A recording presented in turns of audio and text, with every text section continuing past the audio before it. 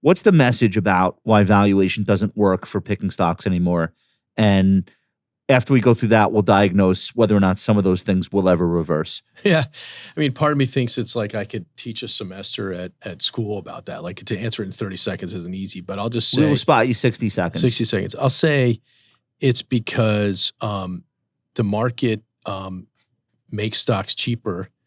Stocks that get cheaper on average get cheaper for a reason, that the fundamentals are more likely to be impaired, and stocks that get more expensive on average. Has that always been the case? Less than it used to be. It used to be, listen, I'll answer it this way. I used to think like value investing made sense and growth investing was crazy. In like the late 90s, when I was forming my investment matrix, I'm like, all right, well, I know like how much of a discount should happen in recession. I know where demand and supply is and when they'll run out of ability to borrow money, and I'll just kind of dimension the value. And growth was like, I'm looking at my finger and there's something called a TAM. It's a total available market, and that guy doesn't know, whatever. And so it just made more sense to me. And now I'd say it's like the exact opposite. Like, if I show you every stock that trades about 10 times forward earnings in the mega large cap universe, there isn't a single one in there you'd be like, whoa, that's kind of surprising that American Airlines is cheap. Like, of course it's cheap. It's going to file for bankruptcy in the next 10 years or whatever. Like, the traditional autos. Did you know that General Motors traded at a low price? Like, there's nothing on that list. It's all cheap for a reason we understand. And so the value guys just gambling on some future improvement that they can't see and have no visibility on, because if they could, we would see it too. That sounds more speculative than betting that people will still want iPhones next year. Than betting on AI working. Yeah.